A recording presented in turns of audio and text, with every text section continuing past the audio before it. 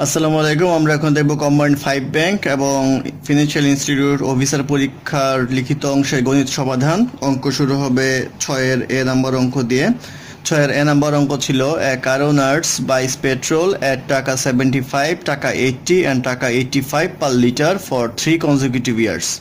What approximately is the average cost per liter of petrol if he spends টাকা 40,000 each year in this concern?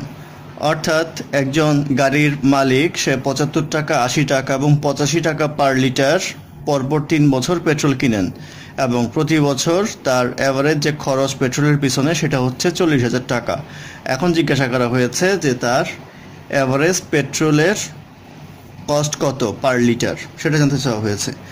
তো আমাদের যেটা বলতে পারি সেটা হচ্ছে ফার্স্ট ইয়ারে যদি আমরা চিন্তা করি, ফার্স্ট ইয়ারে ওনার কস্ট হচ্ছে এক্সপেন্ডিচার হচ্ছে 40,000 এবং কস্ট ছিল হচ্ছে 75 টাকা। সেকেন্ড ইয়ারে যদি আমরা চিন্তা করি তাহলে সেই 40,000 টাকা দিয়েই উনি 80 টাকা পার লিটার কিনলো, সেই ক্ষেত্রে 40,000 বাই 80 লিটার হবে। আর থার্ড ইয়ারে যেটা করলেন সেটা হচ্ছে ওই 40,000 টাকারই পেট্রোল কিনলেন, পেট্রোলের দাম বেড়ে হয়েছিল 85,000 টাকা। তো এখন আমাদের বের করতে হবে তাহলে কত লিটার পেট্রোল লেগেছিল 3 ইয়ারে। তো 3 ইয়ারে যদি আমরা এটা যোগ করি তাহলে 400/75 প্লাস 4080 প্লাস 40,000 ডিভাইডেড বাই 85। তো এটা ক্যালকুলেট করলে পাওয়া যাবে 76,700 লিটার। এত লিটার পেট্রোল উনি খরচ করলেন 3 বছরে। তো এখন ওনার টোটাল এক্সপেন্ডিচার অথবা টোটাল স্পেন্ডিং ইন 3 ইয়ার্স হলো 40,000 করে। উনি 3 ইয়ারে খরচ করলেন হচ্ছে 1,20,000 টাকা। তাহলে ওনার টোটাল খরচ হচ্ছে 1,20,000 টাকা আর উনি পেট্রোল কিনলেন হচ্ছে 76,700/51 লিটার। তাহলে তার 3 বছরের টোটাল স্পেন্ডিং হচ্ছে 1,20,000 টাকা এবং ওনার টোটাল পেট্রোল লাগছে হচ্ছে এই ফিগারটা। তাহলে তার অ্যাভারেজ কস্ট হবে 1,20,000 ডিভাইডেড বাই 76,700/51। এটা ক্যালকুলেট করলে এক সময় পাওয়া যাবে 61200 ডিভাইডেড বাই 767 ইকুয়াল টু আসবে 79.79, অর্থাৎ 79.79 টাকা পার লিটার হচ্ছে অ্যাভারেজ কস্ট। এটাই হবে এই কোশ্চেনের আনসার। তারপর অঙ্ক নাম্বার 6 বি। 6 বিতে বলা ছিল P is working and Q is an investing partner. P puts টাকা 3,40,000 and Q puts টাকা 6,50,000. P receives 20% of the profit for the managerial works. The rest is distributed in proportionate to their capitals. Out of the total profit of 99,000, how much does P get? অর্থাৎ বলা আছে যে P কাজ করে এবং Q invest করে। তো দুইজনেই ইনভেস্ট করলো কিছু অংশ। P ইনভেস্ট করে হচ্ছে 3,40,000 আর কিউ ইনভেস্ট করবে হচ্ছে 6,50,000। তাহলে তাদের টোটাল ইনভেস্টমেন্ট হচ্ছে 9,90,000। এটা হচ্ছে তাদের টোটাল ইনভেস্টমেন্ট। আর এখন বলেছে প্রফিট যে ভাগ হবে, প্রফিট ভাগের ক্ষেত্রে পি ম্যানেজারিয়াল কাজের জন্য পাবে হচ্ছে 20% আর রিমেইনিং থাকবে হচ্ছে আমাদের, তাহলে 100 মাইনাস 20 ইকুয়াল টু 80% থাকবে হচ্ছে প্রফিটের রিমেইনিং অংশ। তো প্রফিটের 80% রিমেইনিং অংশের মধ্যে এই রেশিওটা তাদের ডিস্ট্রিবিউট করতে হবে। তাহলে পি এর পার্ট হবে হচ্ছে টোটাল ইনভেস্টমেন্টের, সে হচ্ছে 3,40,000 টাকা ইনভেস্ট করে আউট অফ 9,90,000 ইন্টু 100। তাহলে কত পার্সেন্ট আসবে সেটা এখানে বের করা যাবে। আর এটার কন্ট্রিবিউশন হবে হচ্ছে 80%-এর মধ্যে, তাহলে আবার 80/100। এটা করলে পাওয়া যাবে হচ্ছে 2720 ডিভাইডেড বাই 99। তো আগে ছিল 20% আর সে এখন পাবে এত পার্সেন্ট, সেই ক্ষেত্রে টোটাল হবে 2720/99 প্লাস 20। তো এটা ক্যালকুলেট করলে পাওয়া যাবে 4700/99। তো তো এই পোর্শনটুকু পাবে হচ্ছে তার মোট প্রফিটের। তাহলে total profit portion of P হবে হচ্ছে 99,000 এর 4700 ডিভাইড বাই 99 পার্ট। এইটা আসবে হচ্ছে আমাদের ইন্টু 100 আসবে নিচে, তাহলে এটা ক্যালকুলেট করলে পাওয়া যাবে হচ্ছে 47,000। এই 100 নিচে আসার কারণটা হচ্ছে এটা হচ্ছে আমাদের পার্সেন্টেজের হিসাব, যেহেতু পার্সেন্টেজের হিসাব থেকে আমাদের মূল হিসেবে আসতে হবে, সেহেতু 100 দ্বারা ভাগ করে দিতে হবে। সেক্ষেত্রে 47,000 হবে এই কোশ্চেনের answer. So at C a loan is in the form of a rectangle having its side in the ratio 2:3. The area of the loan is 1/6 hectare. Find the length and breadth of the loan. যেহেতু আমাদের দেওয়া আছে 2:3, তাহলে ধরা যাক অনুপাতের সাধারণ রাশি হচ্ছে x, তাহলে 2x/3x করা যায়।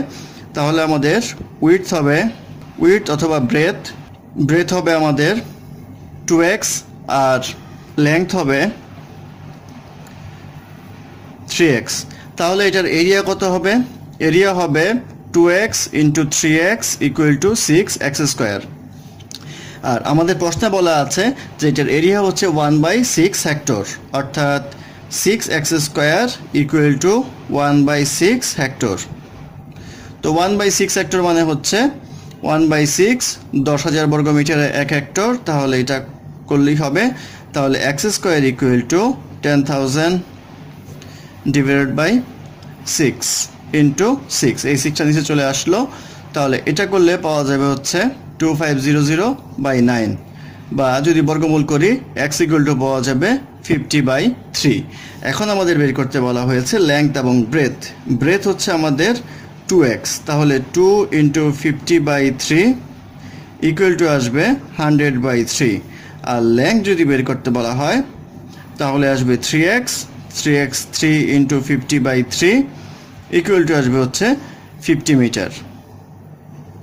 তাহলে আমাদের লেংথ আসছে হচ্ছে 50 মিটার, ব্রেথ আসছে হচ্ছে 100/3। এটাকে আমরা 33.33ও লিখতে পারি। তাহলে 50 মিটার হচ্ছে লেংথ এবং 33.33 মিটার হচ্ছে আমাদের ব্রেথ। এটাই হলো কোশ্চেনের আনসার। তারপর অঙ্ক নাম্বার 6 ডি হচ্ছে consider an example of A maintenance shop.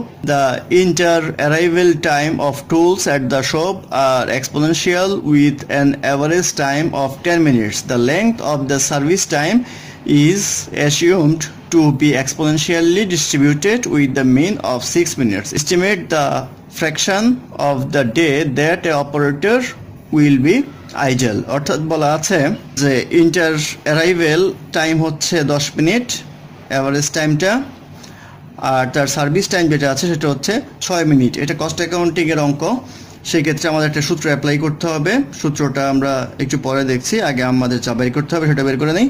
প্রথমে বলা আছে এখানে যে অ্যাভারেজ অ্যারাইভেল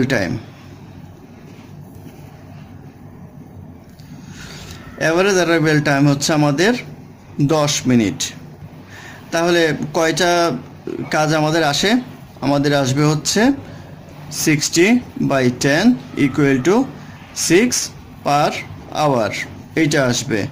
আর বলছে সার্ভিস টাইম, অ্যাভারেজ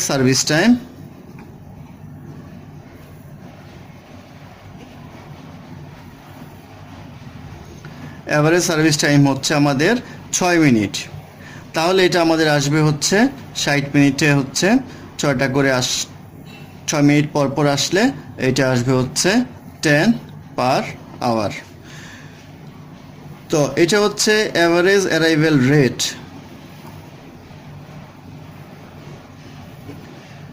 অ্যারাইভেল রেটকে আমরা প্রকাশ করি হচ্ছে ল্যামডা দ্বারা, আর এটা হচ্ছে অ্যাভারেজ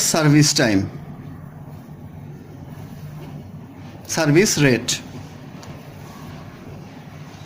এটাকে আমরা প্রকাশ করি মিউ দ্বারা। তো আমাদের এখানে অ্যাভারেজ ওয়েটিং টাইম বের করতে হবে।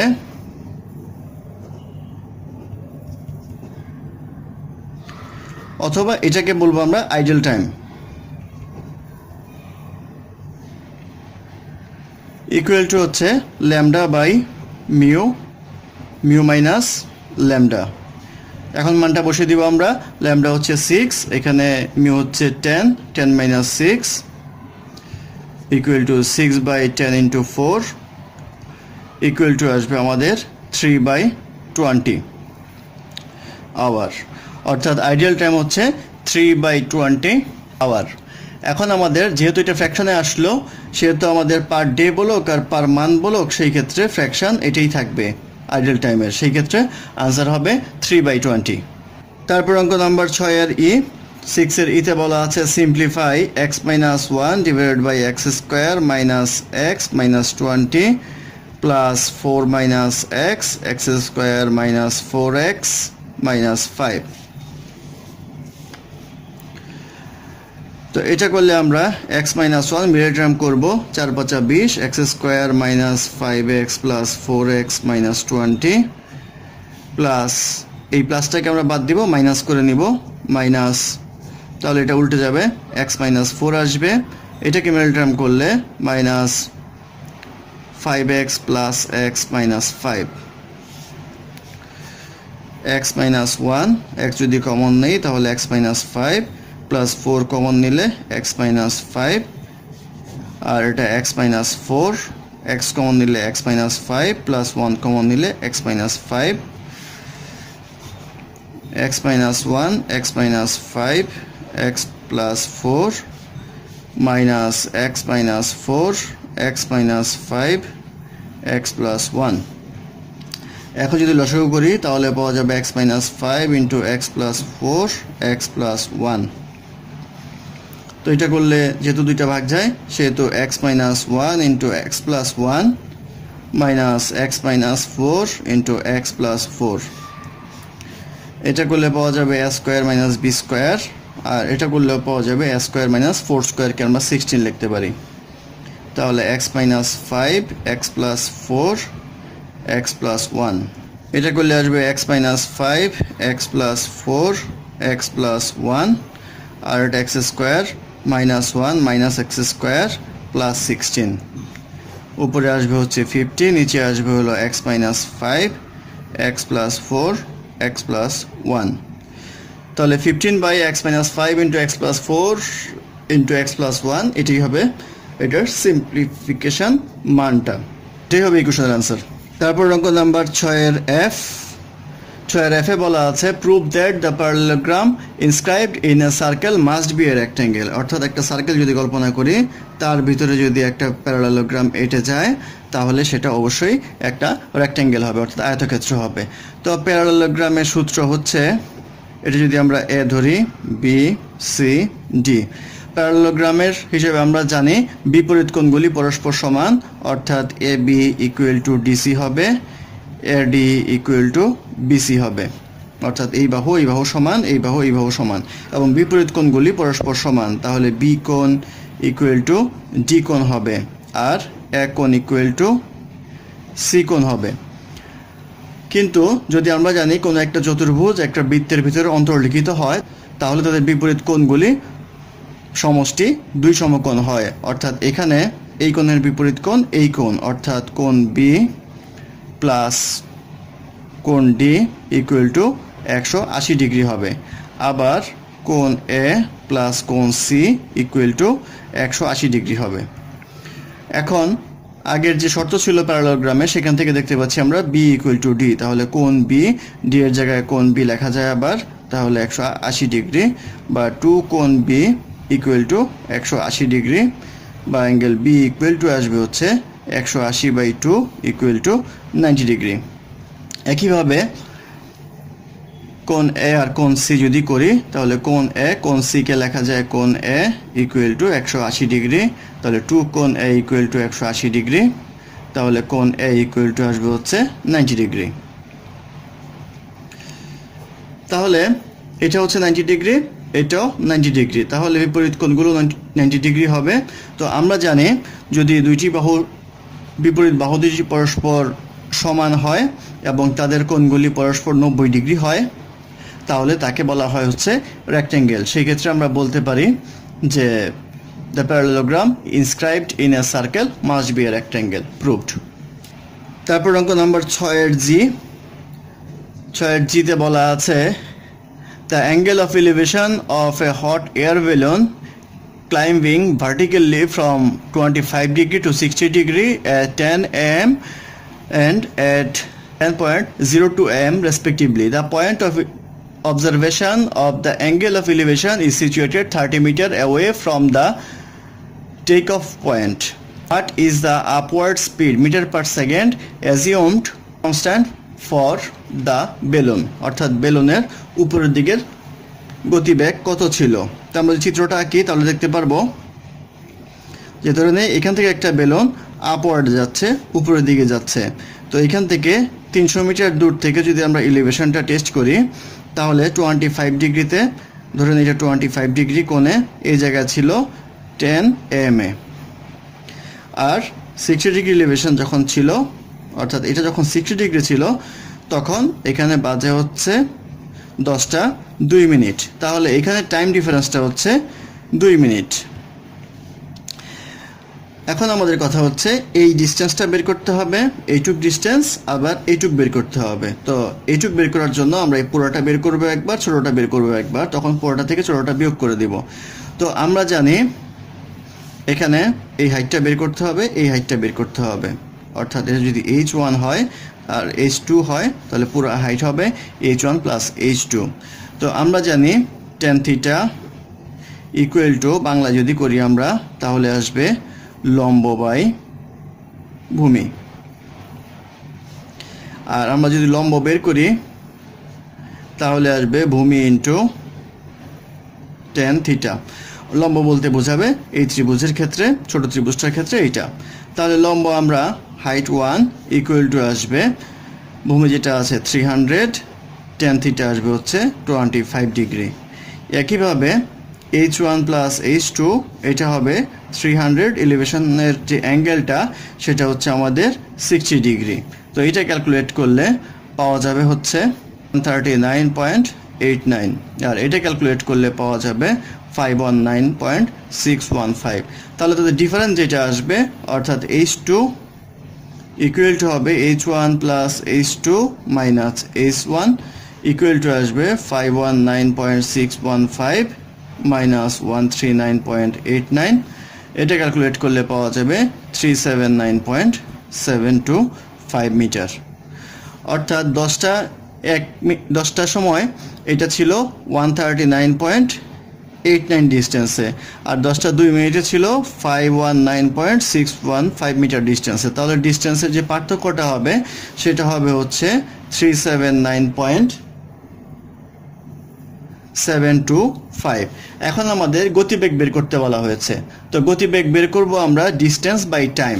তো ডিস্টেন্স আমাদের হচ্ছে 379.725 ডিভাইড বাই টাইম। টাইমটা হচ্ছে আমাদের 2 মিনিট, 2 মিনিট মানে 2 into 60 seconds equal to 379.725 divide by 120 second equal to আসবে হচ্ছে 3.1645 মিটার পার সেকেন্ড। অর্থাৎ 3.1645 মিটার পার সেকেন্ড হবে বেলুনের গতিবেগ, অর্থাৎ 3.1645 মিটার পার সেকেন্ড হবে এই কোশ্চেনের আনসার। ধন্যবাদ আমাদের সাথে থাকার জন্য। আমাদের চ্যানেলটি ভালো লাগলে অবশ্যই সাবস্ক্রাইব করবেন, লাইক কমেন্ট এবং শেয়ার করবেন, এবং অঙ্কে কোনো সমস্যা থাকলে আমাদেরকে জানাবেন, আমরা চেষ্টা করব সেটা কারেকশন কমেন্ট বক্স এবং ডেসক্রিপশন বক্সে দেওয়ার জন্য। ধন্যবাদ।